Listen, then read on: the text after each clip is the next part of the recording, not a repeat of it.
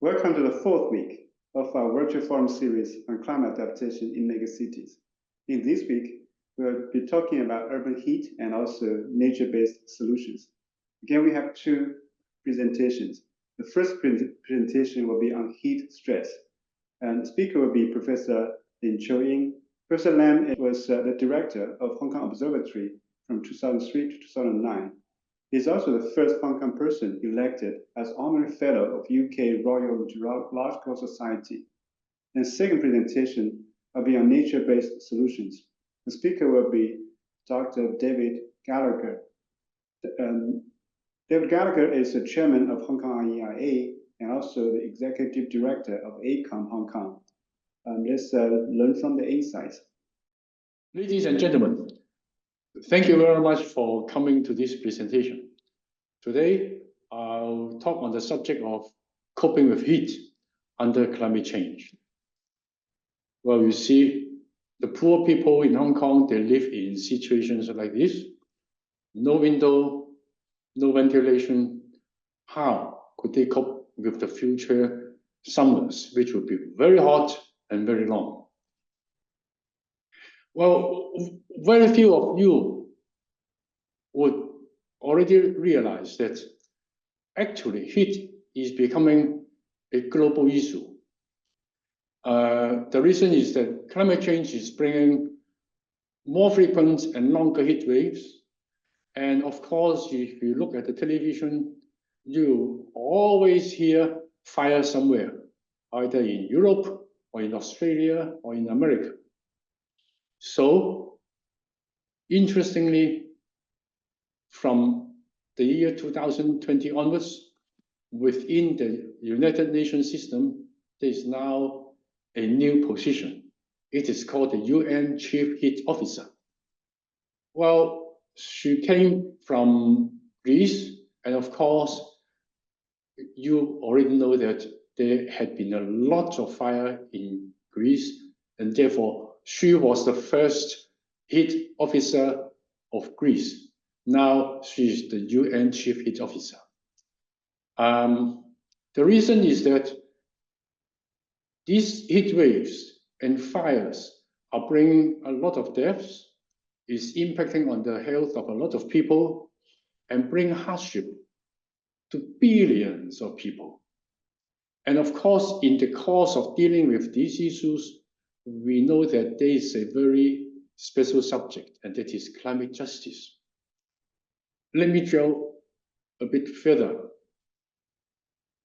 Well, all of you should already know about the crazy Mid-Autumn Festival we have had this year. This diagram shows how the Mid-Autumn Festival temperature has evolved over the past century or so. It went up something like 2 degrees in 140 years. The series ended in 2023. But you know, we were here 2024, jumping up by something like 4 degrees. So it was a very crazy Mid-Autumn Festival. And this is part of climate change. The point I'm trying to drive at is that climate change is now approaching a very critical moment. We are seeing step jumps in changes. Now, let's look at the bigger picture. In the past 50 years, the global mean temperature has been going up steadily, something like 1 degree in 50 years. But you know, in the past 12 months, from September 2023 to August 2024, it went up that much. It is a step jump of 0.4 degrees in 1 year. So we must remember, we are facing a dire situation in which temperature is rising very, very fast, and actually in a quantum jump manner. Now, in Hong Kong, what is the situation? Well, this is something like 1947. I was born around this time. And so I know personally how things have changed. This is the number of very hot days in Hong Kong when the daily maximum temperature exceeded 33 degrees. Well, generally speaking, it went up. And those of you who are of my age will know that there was a hot period in the 1960s. In 1964, we had water supply once in every 4 days and only 4 hours on that particular day. It was a particularly dry and hot period in this part of the world, not in the rest of the world. And by the 1980s, we went into a steady increasing trend. And the frightening thing is, well, at the beginning, it is just a few days a year. But by the year 2000, it was already something like 20 days a year. But in the last 3 years, every year we had more than 50 days. So it is something like 2 months with very hot days. Which is nearly 2 months. Well, so people like me think that this is a different world. When we were young, we had only a few days like this, but now it is nearly 2 months. Well, this is bringing very significant health risk for outdoor workers, those on construction sites or those sweeping the streets, and those who the hawkers on the street. Say if you go to Abu Ghai, they are stuck there. They can't run to anywhere else because they have to sell things there. So they are suffering from this hot weather. So as I try to say here, it is now a completely different world. And in the decades to come, it will be totally different. Now, very few people realize that actually hot night is an even worse problem because our body has been engineered or has evolved over the thousands of years to assume that it will be cooler during the night. So our whole body is geared to a cooling during the night. But in a city like Hong Kong, the urban heat island effect stop temperature from coming down significantly during the night. And so increasingly we have nights with minimum temperature above 28 degrees. When I was young, it may be 1 or 2 hot nights. And by the year 2000, it's something like 20 nights. And in the past few years, again, it is 50 days, which is nearly 2 months. So unbearably hot for 2 months. And think of people living in undivided flats and people who live in actually huts on rooftops. It's unbearably hot. So the problem is that we have health risk for old people, for sick people, for poor people, and the lonely people. These are very vulnerable people, and they're suffering from this heat. And they have no way to escape. So it is, again, I want to emphasize, we are entering a completely different world, and it is going for the worse in the coming years. We have statistics to prove that it is going to impact on health.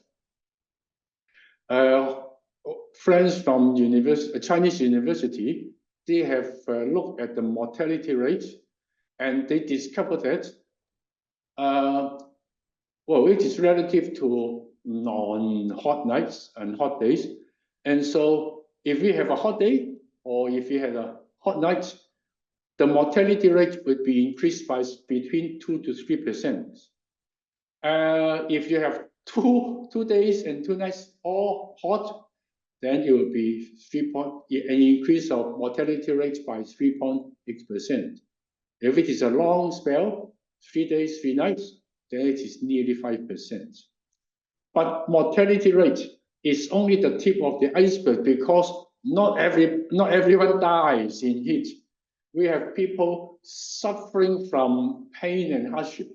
People who have chronic diseases, the poor conditions would be exacerbated by the heat, and they would feel pain. Some of them would press the safety button and get transported to emergency ward. They might not die, but they have to go through a lot of hardship.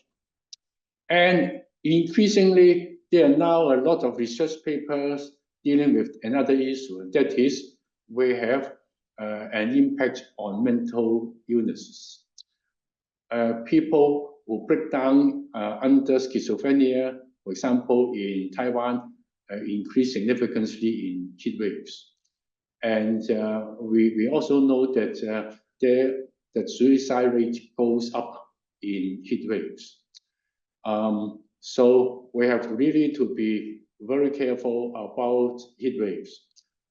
Very few people know that, say, in Europe, not so long ago, that's 2022, you know how many people in Europe died from heat waves?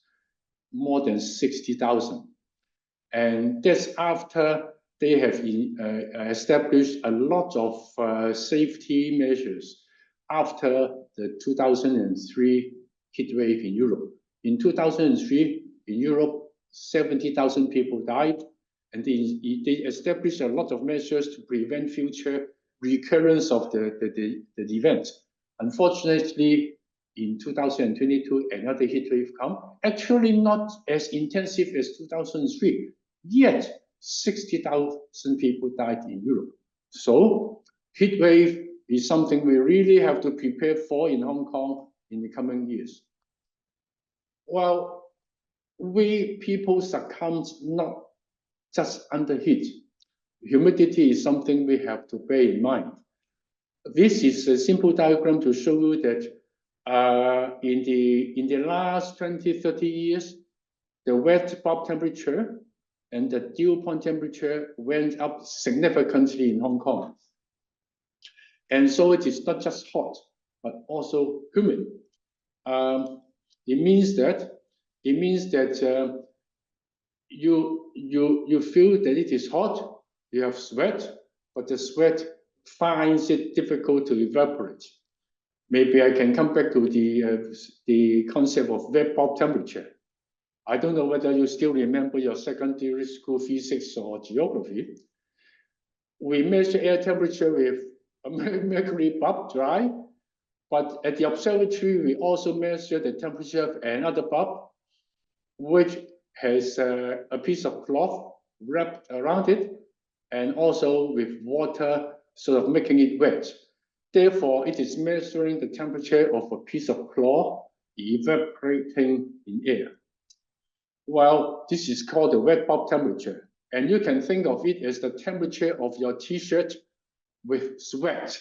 So if you feel very hot and you are wearing a t-shirt, then you will find some cooling effect from your t-shirt because your t-shirt will be at a lower temperature than the dry air temperature. But one thing you have to remember, the temperature of our skin is something like 36 degrees. I think everyone knows about this by now, because during COVID, when you walk into a restaurant, someone would measure your skin temperature. And you know that if it is 38, you can't get into the restaurant. So I think most of you remember that at that time, you got something like 36 degrees. Well, if you are 36 degrees on your skin, and your t-shirt, even if wet, it is also 36, then you are not going to get cooler. And someone has studied this, and a very authoritative paper in the old days said that theoretical limit, if the wet bulb temperature is 35, no one could survive. Well, this is theoretical, because eventually when people do more experiments, they discover that for young, healthy people in a controlled environment doing typical daily chores, walking around, drying clothes, and so just doing daily chores, actually 31 to 32 is the survival limit. If the wrap-up temperature is 31, 32 degrees, they actually can't really do anything. They can't lose sufficient heat from their body. Remember, your body is creating heat all the time because the muscles are contracting all the time doing work. And as engineers, you should already know, whatever work is done, it will end up with heat. So we really need a mechanism to dissipate heat from the interior of our body. But once the wrap-up temperature is 31, 32 degrees, the heat could not get out fast enough. And there will be too much heat inside the body, and we will get into heat exhaustion, and we will really die. So remember this limit, 31, 32 degrees. Now, the observatory has done a projection. And when they say extreme warm and humid days, they actually refer to the daily maximum wrap-up temperature. And the threshold is the 99th percentile of the observed data in this time period, which is a value that will occur something like 3 to 4 days every year, roughly. So, well, it should be something like 3 to 4 days a year. The number is 27 degrees. Well, it is projected that, well, in the next decade and the following decades, it will go all the way up till the end of the century. It is 90 days, 3 months. So it means that 3 months of the year, you will find it barely survivable. And look at this.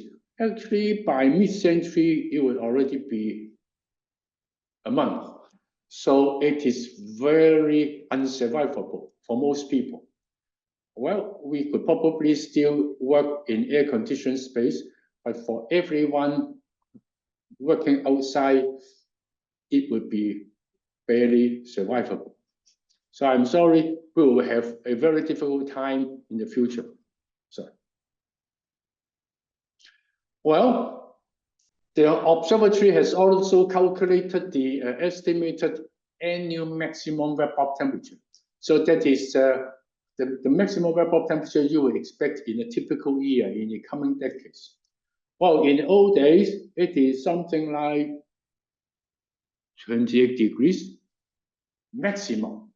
But you see, in the last part of the century, it will reach 31 degrees centigrade. 31 degrees centigrade is actually the survival limit. So every year, there will be a few days, which is actually not survivable. Well, you can say that this city is no longer habitable. Yeah, let's move on. Well, let's come back to Hong Kong and have a look at the so-called heat island effect. Now, this is the work of colleagues from Chinese U and also Hong Kong University. And first of all, of course, everyone knows that we have heat islands in Hong Kong, and it is in the built-up areas. So Hong Kong Island, Kowloon, Tuen Mun, Yuen Long, Fanling, Shang Shui, Tai Po, and Sha Tin. And over here, we would have Zheng Guanlu. Now, so these will be the bad places. What they have discovered is that they considered a heat wave which is somewhat extent the same, 2 days and 3 nights, all passing through the threshold, 33 degrees and 28 degrees overnight. What they discovered is that, wow, this is 28 degrees. Once the temperature goes beyond 28 degrees, the mortality rate will increase. And the increase is uneven in Hong Kong.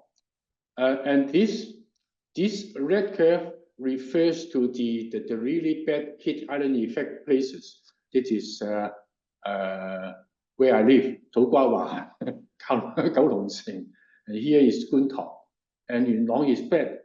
Tin Shui Wai is also bad. Tuen Mun is also bad. Here, you discover that if the temperature goes up by 2 degrees, 3 degrees, the mortality rate can actually go up by 10%.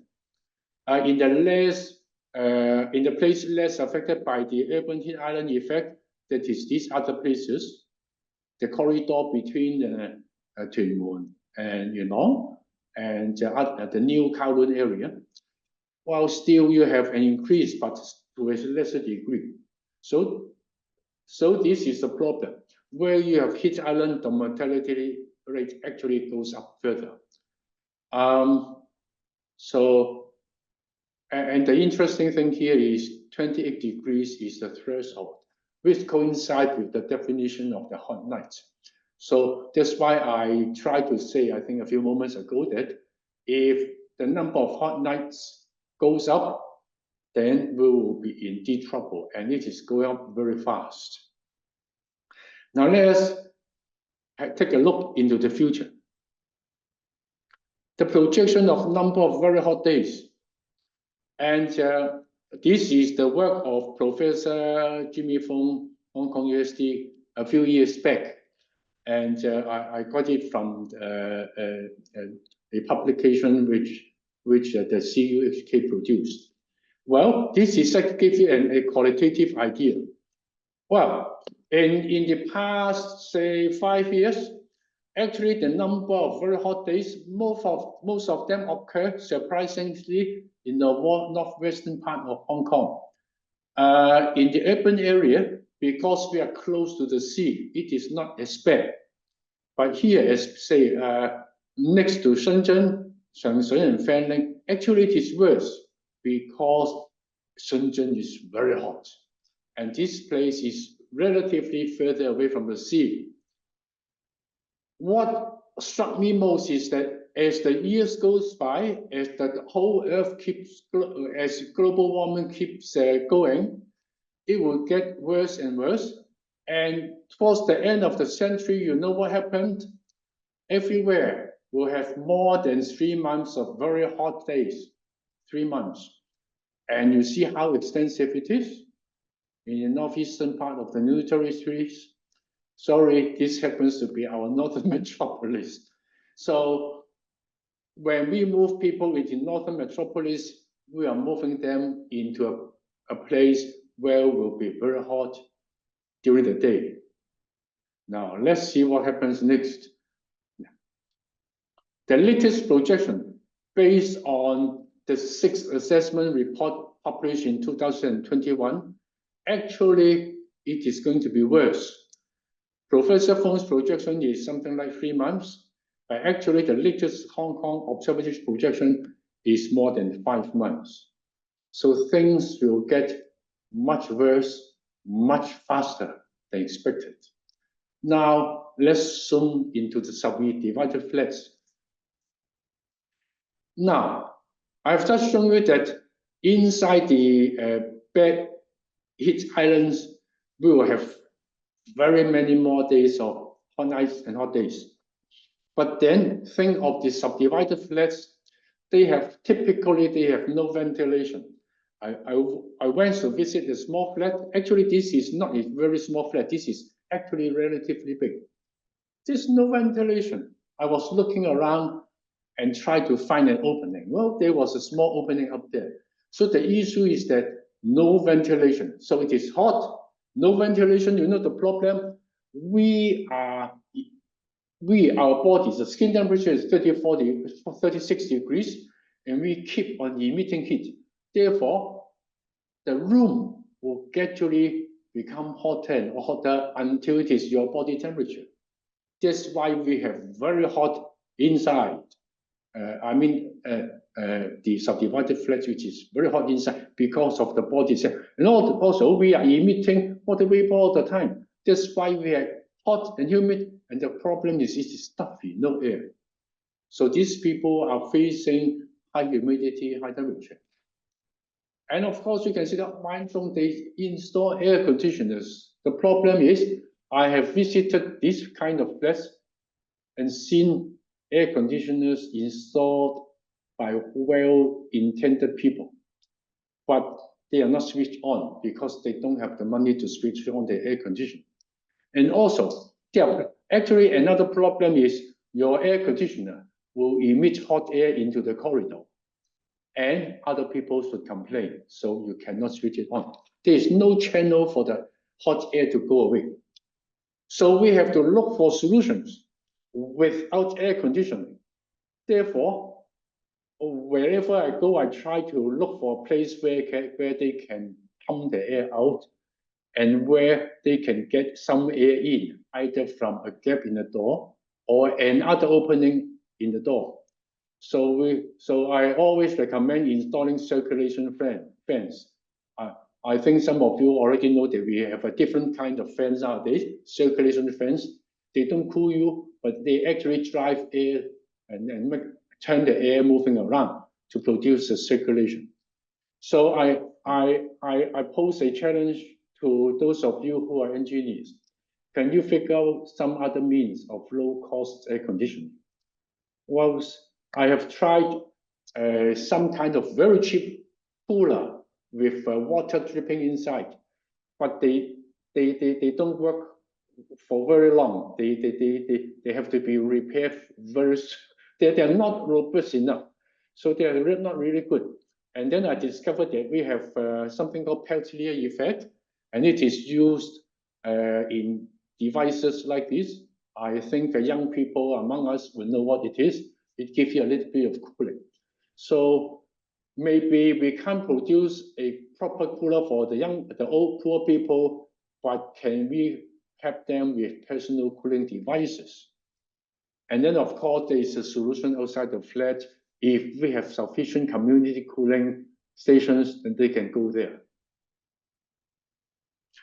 So let's come back to the global perspective.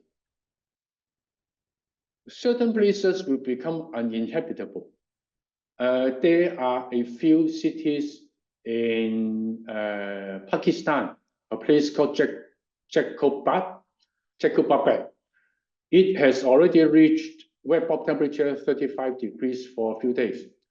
So eventually people have to evacuate from the city. And places like Abu Dhabi, they have seen wet bulb temperature 32 degrees a few days already in there. So there will be places which will become uninhabitable. Heat wave will increasingly kill. So I've mentioned 70,000 in 2003 in Europe and 60,000 in 2020, also in Europe in spite of coping measures. So that's why UN jumps into this issue. The poor, the old, the sick, and the lonely, they are suffering disproportionately, especially in cities because of the heat island effect. And that's why here we don't really look for technical solutions.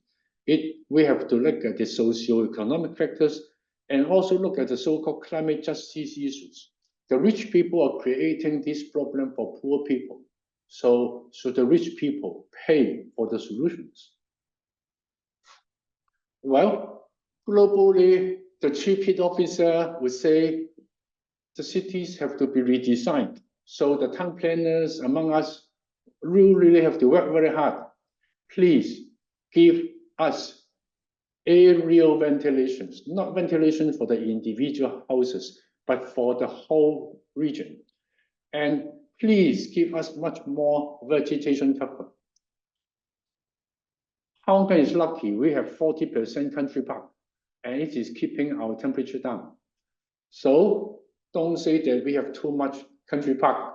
We really need the vegetation cover to keep our temperature down. So we are an exemplary city in the world. And studies have shown that where poor people live, they have less shade. And where rich people live, they have more shade. This is very typical in many cities in the world. So please, town planners and also administrators, please build more shaded places in the city in the future. And of course, the building codes have to be changed. Don't make buildings with a lot of glass panels, which are actually greenhouses and increasing the air conditioned load. And then in the end, we actually have to build up community resilience because the technical solutions, the engineering solutions will eventually be too expensive and no government could pay it. So we have to rely on cooperation between the government and the community. Please, can we together work out a scheme of producing public space cooling? In Toronto, when it is hot, government and NGOs and communities, they will together have something like 300 cooling stations for those who are in need. But in Hong Kong at the moment, we have 18 cooling stations, and they call it 避暑中心, making it sound as if it is a very comfortable place. So eventually, we should change their name to cooling stations, 降溫中心. And these cooling stations have to allow people to come in during the day and also stay over the night, because actually hot night kills even more than hot days. And the ultimate solution, of course, is to rehouse these people for permanent improvement. And we have to work out innovative solutions to produce in situ improvements, including ventilation and maybe personalized space cooler or on-body cooler. And the trouble at the moment is that we have discovered that many old people don't realize that it is too hot for them, because old age comes with a decrease in the ability to detect hotness. So they are in great danger. So we need outreach programs to the vulnerable people and tell them heat is going to kill. So they have to be careful. For example, I'm now cooperating with a scheme supported by the Jockey Club and being pioneered by two sort of social welfare organizations. We install big digital thermometers displays with humidity displays in the home of these people, and tell them what to do when they see, say, 30 degrees. So don't rely simply on their personal feeling. Simple things like this, we can help save lives. And we have to visit them individually. Every subdivided flat need an individual personalized solution. And we need a lot of volunteers with technical knowledge to help them. So please, when we look for volunteers in the future from this program to help the vulnerable, please come forward and help us. And in Hong Kong, we really need to build up the spirit of neighborhood mutual aid. At the moment, we don't really have much of this in Hong Kong. We really need this in the future to help people in great difficulties. So to sum up, coping with heat is a multidisciplinary subject. It is not just technical solution for heat, for hot weather. It has disproportionate impact on the vulnerable, and there is a lot of socioeconomic factors in here. So it is beyond purely technical solutions. We also need social and health solutions. And we need people from many disciplines coming together. And then finally, it is my own personal thought. When we go out and help these people, we really have to avoid being arrogant and think that, oh, I am intelligent, I have knowledge, I'm an expert, I'm coming to save you. We have to respect the dignity of the service recipients. They are in that unfortunate situation, not because of their fault, but actually because of people like us. We, the relatively affluent people, we use a lot of energy, we buy a lot of things, and we created the heat, which they have to suffer. So they are not responsible for the dire situation they are in. So respect their dignity and offer assistance in humility, because we are the ones who created the trouble for them. So thank you very much. Good evening, everyone, and welcome to this session on the climate adaptation in megacities, insights learned in Hong Kong for all cities. This session this evening will be about nature-based solutions.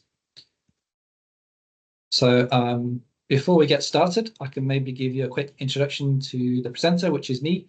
I'm David Gallagher. I'm an ecological specialist with around 20 years experience, based mainly in Hong Kong, but also working across Asia, mainly on EIA and ecological EIA, but also a lot of ecological design and nature-based solution design in the region as well. So including some of the projects that we'll be discussing this evening.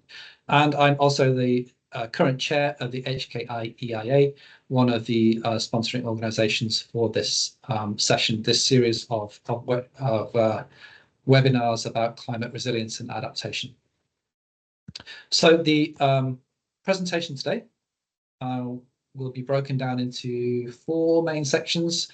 We're going to have a basic introduction to nature-based solutions to define them, and then a section on the benefits that we get from nature-based solutions, the ecosystem services provided by NBS. And then the main part of the presentation will be about some of the key climate-related issues that we have in Hong Kong and across the Greater Bay Area, and how nature-based solutions can help us address these issues. And then finally, we'll just have a quick summary to wrap up the key points of the presentation. So the first section, what are nature-based solutions? So many different organizations have provided definitions of nature-based solutions, and you can see some of the key ones here on the slide on the left-hand side. But the one that we typically use most is from the IUCN, who define NBS as actions to protect, sustainably manage and restore natural or modified ecosystems. And they address societal challenges effectively and adaptively, and simultaneously provide human well-being and biodiversity benefits. So you can see IUCN have also provided a very nice graphic, which you can see on the right-hand side of the screen here, showing the ecosystem-based approaches at the top, helping to address a whole range of different societal challenges, including climate change, flooding, food production, air quality, water supply, etc. These all contributing to human well-being, as well as providing biodiversity benefits.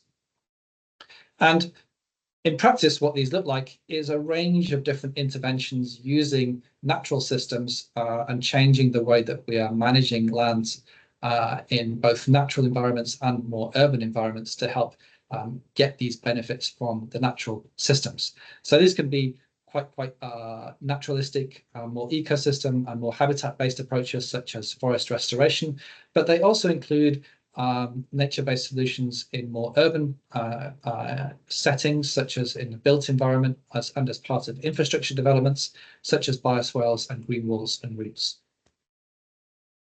So nature-based solutions provide us with a whole range of benefits, and we'll try and go through a few of these now. And these are typically defined as ecosystem services. And when we look at ecosystem services, as maybe dozens of different ones that we could talk about, but we can divide them into 4 main categories. These are supporting, regulating, cultural, and provisioning. And we can go through each of these in turn just to see what they are and what they look like. When we're talking about climate and climate resiliency in particular, regulating ecosystem services are perhaps the most important ones. These are climate regulation through carbon sequestration and oxygen production. And for where we are in Hong Kong, in the coast, flood regulation is a very, very important function. So, for example, ecosystems can help provide protection from coastal flooding, things like coral reefs and mangroves to help protect and break up storm surges and tidal waves. And as well, floodplains and wetlands alongside rivers can also help to absorb floodwaters and protect adjacent developments as well. So this is a very, very important function of nature-based solutions. As well as the regulating ecosystem services, we also have supporting services. The functioning of the nature-based solutions helps to support biodiversity as a whole, things like soil formation and primary production. And without these, we don't really have any life on the planet. We also have provisioning ecosystem services. So we get a whole range of different materials from the natural environment, such as food, medicines, timber, even energy. All of these are products from the natural environment, which we do get from nature-based solutions. And then finally, cultural ecosystem services. So these are basic services that help make the world habitable and our environment habitable, providing us with health and well-being, as well as services that provide monetary value for different peoples, like ecotourism and nature-based tourism. The image on the left here is just a very simple example of this. It's from my hometown in Hong Kong, in Mui Wo, where outside of the McDonald's, this horrible concrete area, there's a self-seeded fig tree, which has grown up and somehow managed to survive, and now provides a nice meeting place for people and a nice shady seat for people as they're walking by. So really, really providing a much more habitable environment in this quite pretty boring concrete area. So we can see that nature-based solutions provide us with a whole range of different services which are valuable for people as well as for biodiversity. And what's interesting as well is that when we look again at those examples that we looked at earlier, most nature-based solutions provide you with not just one benefit or one service. There'll be multiple services provided by each nature-based solution. So, for example, forest restoration is going to help you sequester carbon and also enhance biodiversity. And things like green walls and roofs help to enhance the urban environments in terms of the aesthetics and landscape value, but also help to improve air quality. So this is one of the big advantages of nature-based solutions over typical engineered solutions, is these co-benefits that we get from developing these types of projects. So we look now in a bit more detail at some of the specific examples from Hong Kong and adjacent areas, and how we've used these to deal with specific climate-related issues in the area. One of the main issues that we're facing in Hong Kong, as well as adjacent cities such as Shenzhen and Guangdong, is the huge amounts of rainfall that we get in the area. In the summer months, we have a wet season here in the subtropics stretching from probably April through to September, October time, where we get enormous amounts of rainfall falling in a very short time period. And this is sometimes just associated with bad weather, with rainstorms, but more often than not, it's associated with typhoons. So we get maybe 8 or 9 large typhoons coming through every year, some of which fall within this area directly. And although climate change is not predicted to increase the overall amount of rainfall or the overall number of typhoons that we get in the area, what has been seen to happen is that the severity of these storms is increasing. Just as an example, last September, we had a rainstorm in Hong Kong where we had, I think, 160 millimeters of rain in 1 hour. And that's the highest intensity of rainfall that we've had since records began in 1884. So obviously, although the existing drainage infrastructure in a developed city like Hong Kong is well geared to cope with these big rainstorm events, it's very, very difficult to accommodate these kind of larger, more substantial events that we're seeing as a result of climate change. So one thing that we are doing in Hong Kong and across the area is to look at using sponge city and water-sensitive urban design, nature-based solutions to help us manage stormwater more effectively. This project here is an example of this type of project, a nature-based solution project incorporating sponge city design. It's a 40-hectare new development in Hong Kong on a brownfield site. It's on an old abandoned quarry. And what's interesting about the location of this development is that it's upstream of an existing very, very densely developed area called Kowloon East. And this area is quite old in terms of the urban infrastructure. And because of the density of development here, there's very little opportunity to improve the existing drainage infrastructure. And this infrastructure is already at capacity. So as we are seeing the impacts of climate change increasing the severity of storms, this area is going to be significantly at risk in the future from flooding. So what we did as part of the Anderson Road Quarry development was to incorporate sponge city design into the open spaces of the new development. So the overall development had about a 3-hectare central urban park, which incorporated a large water feature, a lake in this area. And the lake was designed to be a floodable space. So in normal conditions, the overall surface area of the lake was about 7,000 meters squared and about 1 meter deep.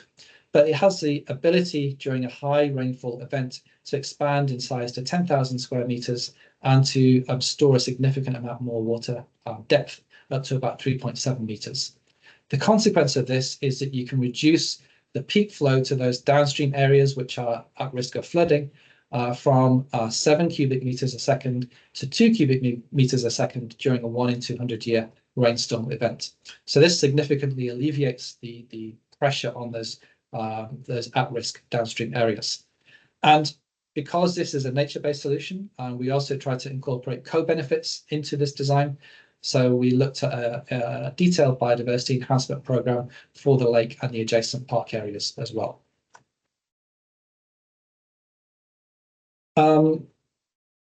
As well as those strategies to retain and delay and store temporarily stormwater within the urban environment, we also need a way of getting rid of the stormwater in the end. And this historically has been done in these very, very dense urban areas through channelizing existing watercourses. So where we have a river in the urban areas, typically this will be widened and deepened and straightened to improve the conveyance of the floodwater, to get rid of the floodwater as quickly as possible. So this has been an effective strategy in managing floodwaters, but obviously if you are straightening and widening rivers and lining them with concrete, you lose a lot of the existing ecological value as well as the landscape value.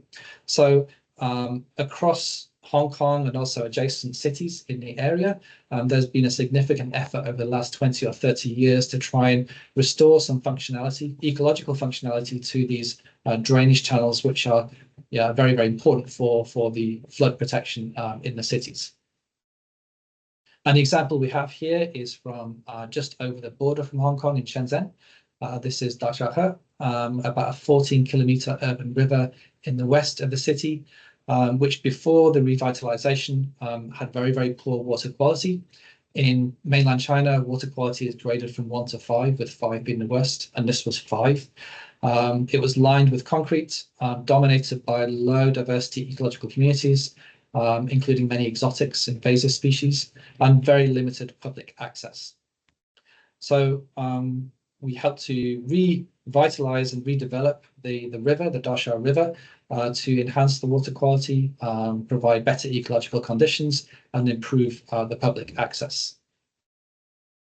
And this was done through a combination of different approaches. The water quality was improved through sponge city design, so using things like bioswales to help capture and treat stormwater before it runs into the river, as well as providing almost 9 hectares of treatment wetlands, which would help to polish wastewater before it's discharged into the river, the treated wastewater, sorry. There was an extensive ecological enhancement program to improve the ecological conditions, to provide more variety within the water body as well as along the banks, as well as incorporating 100 hectares of new riverside park across the bank sides of the river. So the project's been very successful. Tens of thousands of visitors a day are now using this space. It's contributed significantly to the regeneration of the adjacent neighbourhoods. And perhaps most impressively, this project was completed in just 3 years. As well as those inland flooding issues, which are being exacerbated by climate change, Hong Kong is in a coastal location. And obviously, when we have typhoons coming through, there's a big risk from storm surge, flooding the coastal areas, which has been as an additive effect from sea level rise as well. And as the typhoons are becoming more intense and more powerful, the storm surges are becoming bigger. So we have to have strategies to deal with coastal flooding as well as those inland flooding as well. So there is a kind of general engineering approach to this. We can just put in artificial seawalls to help protect developments behind them. But again, similar to the rivers, if we take this approach, we lose a lot of the ecological value of those important intertidal areas.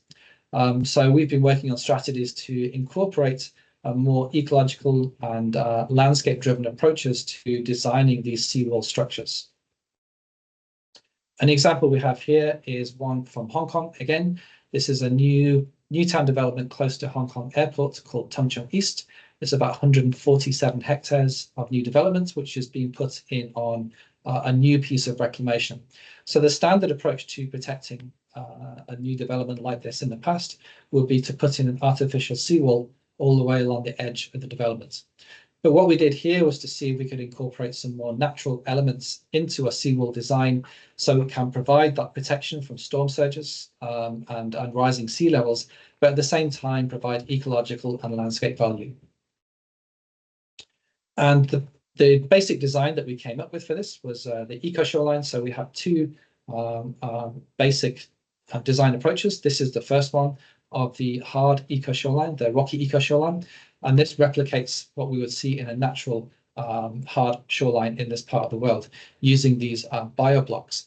So the blocks have been designed and arranged in such a way that when the tide retreats, we can capture some of the water in these pools to form rock pools, which are very, very good habitat for a whole range of different organisms, such as fishes and crabs and shrimps and what have you. So we're adding a lot more value that we would not have in a typical artificial seawall. The other design that we developed for the eco shoreline was to use mangroves. So where we have a soft shoreline in this part of the world, we have mangroves growing as opposed to salt marshes, which we get further to the north. So here, the basic engineering design of the shoreline stays the same. But what we put instead of the bio blocks of the rocky eco shoreline, we replace this with some soft sediments, which allow us to plant the mangroves and create a mangrove habitat rather than a rocky eco shoreline habitat. And this, the advantage of doing this is you support a whole different community in the mangrove eco shoreline compared to the rocky eco shoreline. So the results that we've had so far from the monitoring of the eco shoreline have been very, very promising. We are having the standard ecological monitoring approaches have shown that we're getting double the number of species in the eco shoreline compared to reference site in a standard engineered shoreline. But we're also looking at some more advanced survey techniques to understand how the performance a little bit more clearly. We are using cameras, remote cameras, to look at the wildlife usage of the site during high tide. Obviously, you can't see that during standard ecological surveys. And there's lots of different fish species and other types of organisms using the site, which is quite interesting to see. And then we've also been collaborating with local academics to do some environmental DNA surveys. So using seawater samples from the eco shoreline to find out what kind of DNA is present in the seawater, which gives us an indication of about the types of organisms using the area in general. And this has been very interesting. We've had hundreds of unique organisms recorded from the site using this eDNA survey technique, many of which are still not being classified. So we don't either have these on the library, or there may be species that might be undescribed as yet.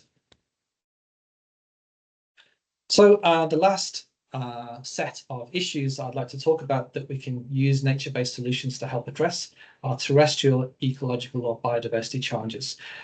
These aren't strictly related to climate adaptation and resilience, but they are a key feature of nature-based solution design and a key environmental issue that we have to address in this part of the world. So in the part of the world that we have in Hong Kong and the adjacent areas of China, we have quite good protection of the upland mountainous areas, good forest coverage in those areas.